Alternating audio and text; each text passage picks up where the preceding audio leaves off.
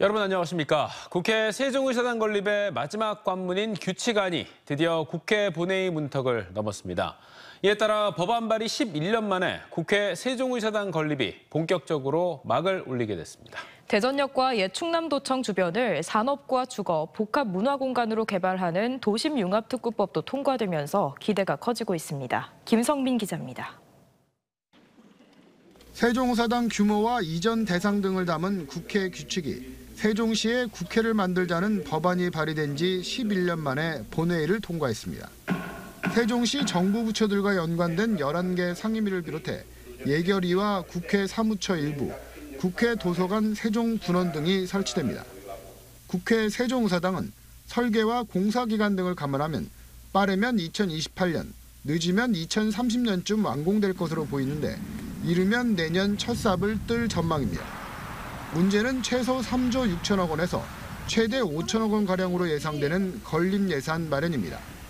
여야 합의로 통과된 국회 세종의사당은 국가 균형 발전과 행정수도 완성을 위한 사업인 만큼 차질 없는 추진이 필요합니다. 총사업비를 결정하고 또 설계도 들어가는데 국회의장이 리더십을 보여주셔야 하고요. 두 번째는 예산 확보가 그만큼 중요합니다. 세종의사당 규칙안과 더불어 세종시에 대학 유치를 촉구하는 신행정수도 특별법도 통과됐습니다. 교통 여건이 우수한 대전역과 옛 충남도청 주변 124만 제곱미터를 산업과 주거, 복합 문화 공간으로 개발하는 도심융합특구법도 본회의를 통과해 사업이 탄력을 받게 됐습니다. 대전 원도심을 제2의 판교 테크노밸리로 만들기 위한 법적 근거가 마련되면서 기업 투자와 양질의 청년 일자리 창출이 예상됩니다. 다만 기업들을 유인할 수 있는 확실한 세제 혜택 마련 등은 풀어야 할 과제입니다. 이런 세제 혜택 그리고 부담금 감면 혜택 이런 경제적인 유인을 확실하게 가질 수 있도록 이번 정기국회 내에 입법 절차 반드시 통과시킬 수 있도록 노력할 생각입니다. 대전의 경우 대구, 광주, 부산, 울산 등 전국의 5곳의 도심융합특구 중 가장 사업 진척이 빨라 사업이 성공적으로 완성되면 지역 발전을 견인할 거란 기대가 나오고 있습니다. TJB 김성민입니다.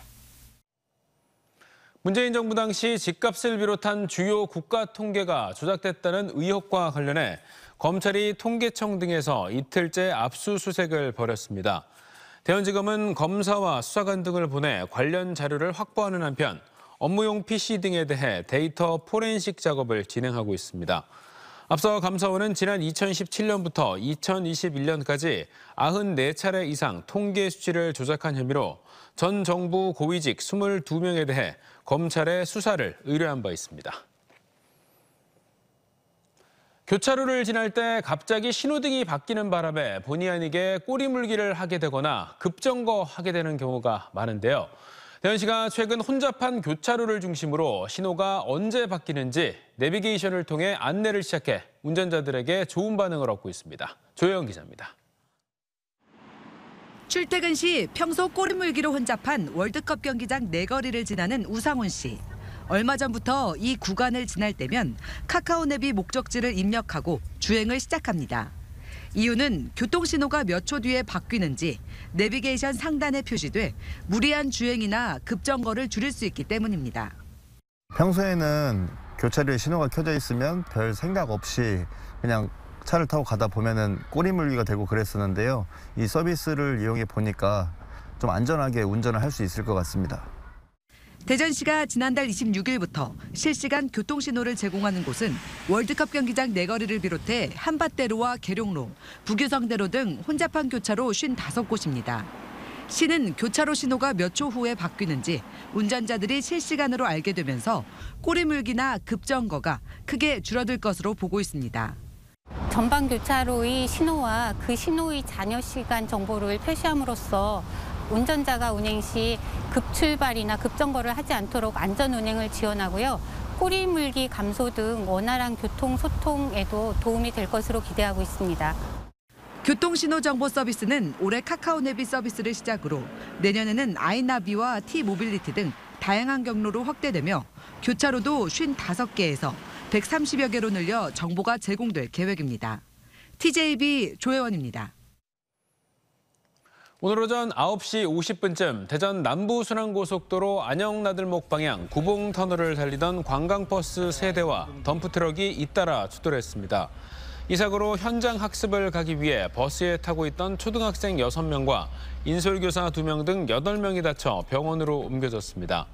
경찰과 소방당국은 터널 안에서 차량 정체로 인해 사고가 시작된 것으로 보고 있습니다. 보령 대천항을 통해 미립국을 시도했던 중국인 22명이 구속됐습니다. 대연지법 홍성지원은 지난 3일 새벽 1시 53분쯤 중국 산둥성 웨이하이시에서 불법 선박을 타고 넘어와 구명조끼를 입고 헤엄쳐 미립국을 시도한 중국인 22명에 대해 주거가 없는 등 도주 우려가 있다고 보고 어제 오후 구속영장을 발부했습니다.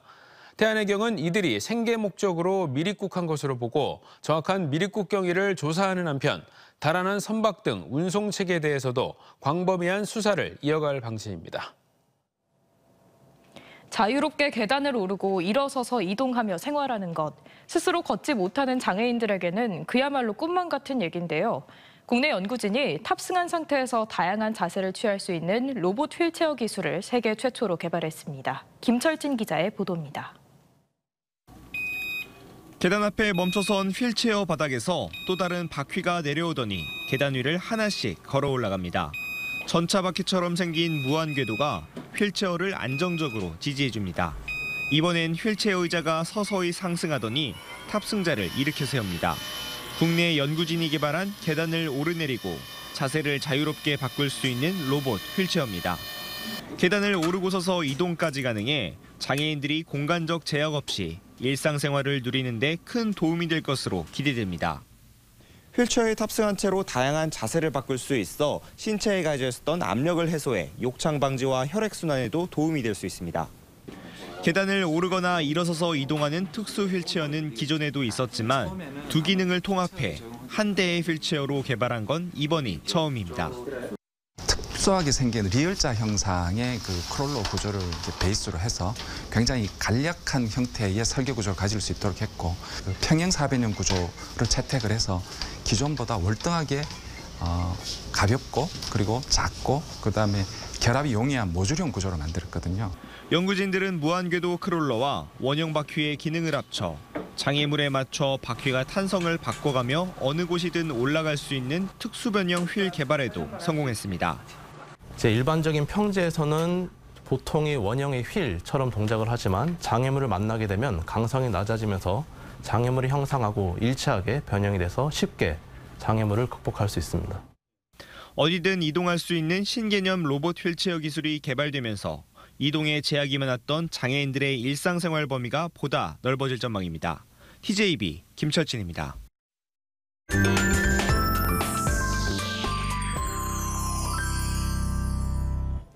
완연한 가을에 접어들면서 한글날 연휴까지 이어지는 이번 주말, 우리 지역에 다양한 축제가 열립니다.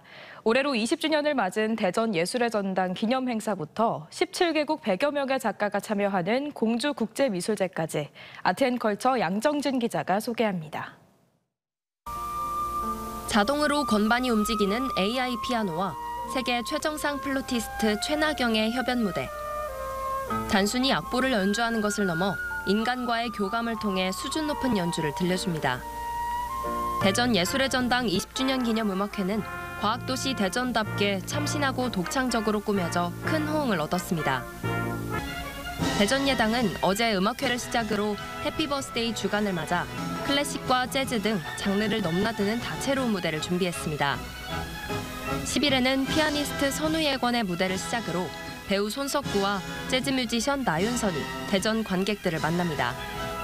예술과 과학이 숨쉬는 과학적 통찰력과 예술적 상상력이 넘치는 그런 도시로 가기 위하여 지금 생일 축하와 함께 새로운 출발을 시도하고 있습니다.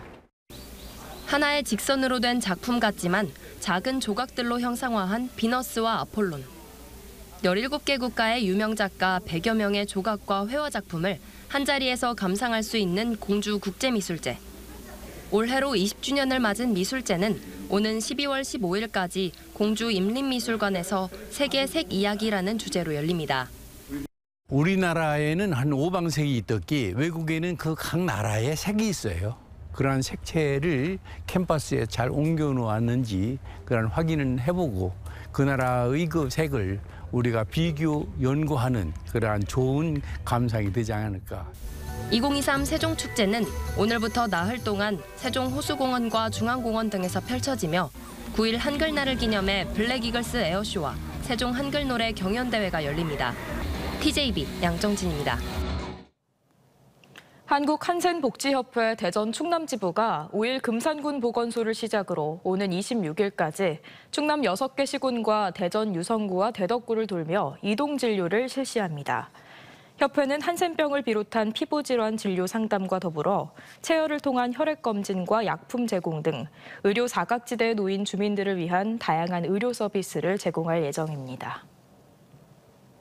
올해로 20번째를 맞는 서해안 대표 축제인 서산 해미읍성 축제가 오늘 개막식과 함께 본격적으로 막이 올라 오는 8일까지 이어집니다. 이번 축제는 옛 성의 아름다움을 풀어놓다라는 주제로 가수들과 클래식 오케스트라 공연, 드론 라이트쇼 등이 마련되며 올해는 처음으로 어둠 속 해미읍성의 색다른 풍경을 즐길 수 있는 야간 프로그램도 마련됩니다. 서산 해미읍성 축제는 지난 2월 문화체육관광부와 한국관광공사가 추진하는 K컬처 관광 이벤트 100선에 선정됐습니다. 이장우 대전시장이 아시아태평양 도시 정상회의 참석 등을 위해 8일간 호주 출장에 나섭니다.